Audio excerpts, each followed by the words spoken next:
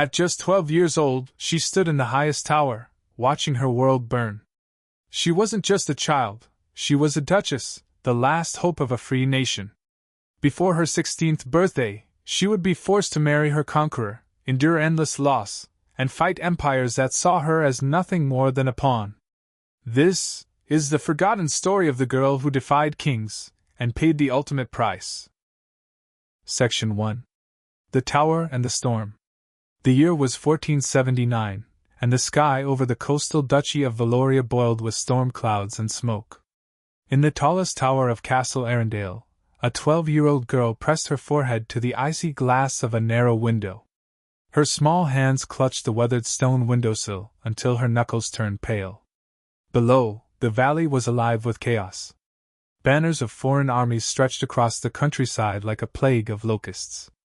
The enemy had come from the east, their crimson flags snapping in the bitter winter wind. Villages burned on the horizon, sending pillars of black smoke spiraling upward. The acrid scent of charred wood and flesh reached even here, mingling with the salt tang of the nearby sea. Inside the tower, Lady Celine of Valoria, now Duchess Celine, though the title felt like a cruel joke, stood alone. The echo of her father's final breath still haunted these stone walls. Childhood had ended the night Duke Rowan collapsed in the council chamber, whispering her name through blood-stained lips. Behind her, the heavy oaken door creaked open. "Your Grace?" came a trembling voice. It was Edric, the steward who had served her family for decades. His face was drawn with grief and exhaustion. "The enemy has crossed the river. Our scouts say they will be at the gates by morning." Celine did not turn to face him. "My people," she whispered, her voice breaking. "They'll slaughter them all." Edric hesitated. "We will fight as long as we can, my lady, but Valoria has no heir now. The dukedom passes through you. And there are suitors who would claim you to claim us." Celine's eyes filled with tears she refused to let fall. "Suitors? They circle like vultures while our villages burn." She spun to face him, her thin frame trembling with fury. "I am not a prize to be traded, Edric. I am a child," Edric said softly, though his tone held no reproach. "But to the kings of the world, you are something far more dangerous. A duchy's sovereignty. A throne." Celine fell silent. Outside, a distant clash of steel drifted through the storm, the sound of her people dying. Somewhere in her heart, a seed of cold determination took root. She didn't yet know it, but she would be forced to marry not once, but 3 times. She would endure 13 pregnancies, most ending in heartbreak. She would be passed from one conqueror to another, each marriage another chain forged in gold. And somehow, despite everything, she would learn to fight back. Section 2. The Vultures Gather. Valoria was no ordinary land. Nestled between 3 powerful kingdoms, it had been fiercely independent for centuries. Its people still spoke the old Vale tongue, sang ancient ballads under moonlit oaks, and told stories of druids and warrior queens. While neighboring realms bent beneath sprawling empires, Valoria remained a stubborn island of freedom. Celine's father, Duke Rowan, had been a shrewd diplomat. His sudden death left only Celine and her younger sister, Mariel, who was too frail even to leave her chambers. In the grand council hall, Celine sat at the head of the table, dwarfed by the massive chair carved with her family crest. Around her, men argued. "The King of Oran offers a generous proposal," said Lord Brevan, a wiry noble with hawk-like features. "He will wed you, your grace, and merge Valoria into his vast realm. Protection, resources, stability." "Protection?" Celine's voice was sharp despite its youth.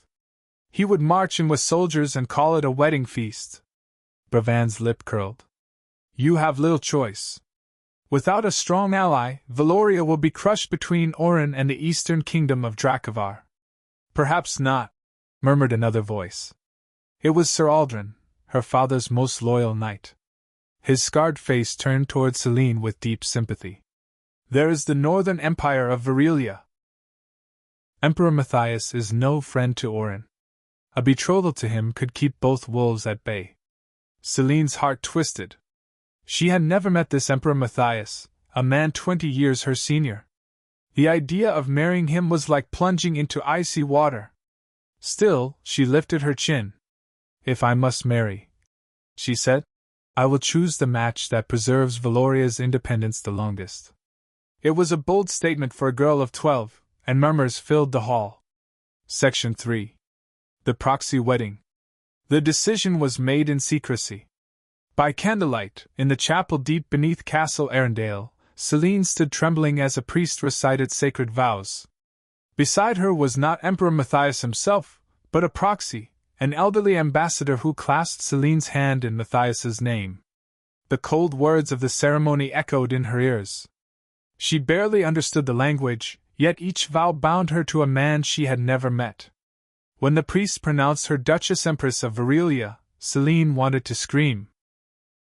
Instead, she bowed her head, hiding her tears. "It is done," said Edric, his voice heavy. "Now may the Emperor's armies defend us." But no army came. Within months, King Alaric of Oran, barely 17 and as ruthless as he was ambitious, invaded. His crimson banners swept across Valoria like wildfire. Fortress after fortress fell. Villages were razed, the screams of their people carried on the wind. Celine stood atop the battlements of the capital city, Arundel, as smoke rose on every horizon. Behind her, advisors argued frantically. "We must hold out until Varelia sends aid," Sir Aldrin insisted. Celine's hands trembled. "And if they never come?" Silence answered her. As winter deepened, food dwindled. The city's wells froze. Outside the walls, Alaric's army tightened its grip. Celine began to understand the terrible truth. Promises made to young girls meant nothing in the game of kings. One night, as the city starved, she walked the empty halls and whispered to herself, "I am not afraid. I am not afraid." But her tears betrayed her. Finally, the choice was clear. Surrender, or watch her people die. Section 4. The King's Bride. On a frigid dawn, Celine met King Alaric in the Grand Cathedral. She was 16, he was 21. His presence filled the room like a storm. "Your Grace," he said, bowing with mockery. "Your people's lives, for your hand in marriage. Do you accept?" Celine's voice was steady, though her heart raced. "I accept," she said. "For my people." The wedding was a spectacle of wealth and dominance. Gold-threaded tapestries hung from the rafters, and nobles from every kingdom gathered to witness Valoria's submission. But the marriage contract was cruel. If Alaric died without a son, Celine would be required to marry his successor. She was not a queen but a hereditary asset, passed from king to king like a prized jewel. That night Celine sat trembling on the edge of a bed carved with lions and swords. The chamber reeked of rose oil and power. Her ladies-in-waiting, silent and grim, prepared her for what was to come. When Alaric entered, his gaze was cold. "You will give me a son," he said simply.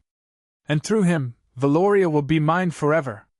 Celine stared at the wall, her hands clenching the sheets. Inside, she built walls of her own, retreating to a secret place where he could never touch her spirit. Months later, she gave birth to a stillborn son. The court's celebrations turned to whispers of curses and divine punishment. Alaric's face was stone. "Try again," he said. Thus began a cycle of pregnancies and grief that would define Celine's life. Section 5. A kingdom on her shoulders. Despite her personal tragedies, Celine proved far more capable than anyone expected. As Alaric became obsessed with foreign wars, she quietly assumed control of Valoria's governance. Late at night, she met with ministers and read letters by flickering lamplight. Her mind, sharp and determined, shaped policies that kept her people fed and her duchy stable even under foreign rule. She found small acts of defiance, funding schools that taught the old Vale tongue, commissioning songs and paintings celebrating Valoria's history, and protecting ancient groves from destruction. But her pregnancies continued. Each brought hope and fear. Each ended in loss or the death of a newborn. Celine learned to hide her grief behind a mask of serene strength. Her only true solace came from her daughter, Elara, born after years of heartbreak. Elara was delicate and bright-eyed, the single beam of light in Celine's dark world. One evening, as Celine rocked Elara to sleep, Sir Aldrin spoke quietly from the doorway. "You are doing more than anyone knows, my lady. History will remember you." Celine kissed her daughter's hair. "History remembers kings," she said bitterly. "But I will fight for Elara to be remembered as a free woman." Section 6. The King's Fall. In the spring of 1496, fate turned. During a lavish feast at the Royal Hunting Lodge, King Alaric struck his head on a low archway. By dawn, he was dead. The court erupted in chaos. Celine, widowed at 22, stood before the council in mourning black. "You are now required," said Lord Brevand smoothly, "to wed the new king, His Majesty Lucien II, by the terms of your marriage contract." Celine's stomach turned. Lucien was older, cunning, and already wed to a pious queen named Isolde. "Isolde will be sent to a convent," Brevand said with chilling casualness. Celine's hands tightened into fists. She thought of poor Queen Isolde, cast aside like worn silk. "This will be me, again and again," she realized. But Celine had changed. She was no longer a frightened girl. When Lucien approached her, expecting submission, she met his gaze with cold steel. "You will have my hand," she said, "but under my terms." To the shock of the court, she negotiated fiercely. Valoria would retain certain freedoms, her daughter Elara's inheritance would be protected, and if Lucien died before her, she would not be forced into another marriage. It was a daring gamble. Against all odds, Lucien agreed. Section 7. The Final Bargain. As years passed, Celine built a partnership of mutual respect with Lucien. Together they ruled with stability, though love never bloomed between them.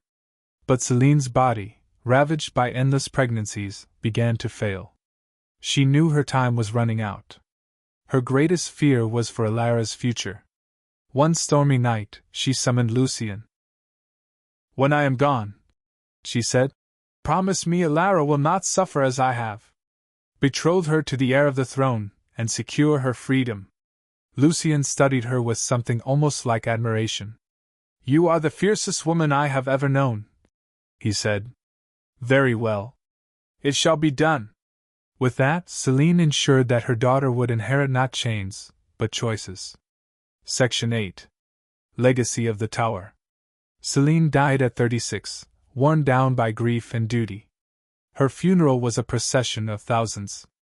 Along the roads, peasants knelt and wept, remembering her not as the queen who married conquerors, but as the daughter who tried to save them.